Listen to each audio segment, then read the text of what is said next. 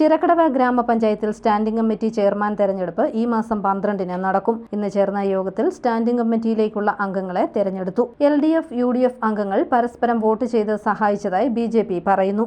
LDFന് 11 അംഗങ്ങളും UDFന് 3 അംഗങ്ങളുമാണ് പഞ്ചായത്തിലുള്ളത്. വോട്ടെടുപ്പിന് ശേഷം LDFനും UDFനും 14 വോട്ടുകൾ വീതം ലഭിച്ചു. മോളിക്കുട്ടി തോമസിനെ ധനകാര്യ സ്റ്റാൻഡിംഗ് കമ്മിറ്റി ചെയർപേഴ്സണായി തെരഞ്ഞെടുത്തിട്ടുണ്ട്. Thresiamma Nalleparambil, KK Santhosh Kumar, Sumitha M Mohan, Soumya Prasad, Vishnu S Nair എന്നിവരാണ് ധനകാര്യ സ്റ്റാൻഡിംഗ് കമ്മിറ്റിയിലെ അംഗങ്ങൾ. വികസനകാര്യ സ്റ്റാൻഡിംഗ് കമ്മിറ്റി അംഗങ്ങളായി Shalija Sundaresan, Abhilash Babu, MG Vinod, Antony Martin, Latha Sreekumar എന്നിവർ തെരഞ്ഞെടുക്കപ്പെട്ടു. ക്ഷേമകാര്യ സ്റ്റാൻഡിംഗ് കമ്മിറ്റി അംഗങ്ങളായി ലേഖ സാബു, ഗോപാലൻ, രേഖ ഡോൺ, സേതു മാന്താടൻ, ഗൗതം ബാലചന്ദ്രൻ എന്നിവരും തെരഞ്ഞെടുക്കപ്പെട്ടിട്ടുണ്ട്.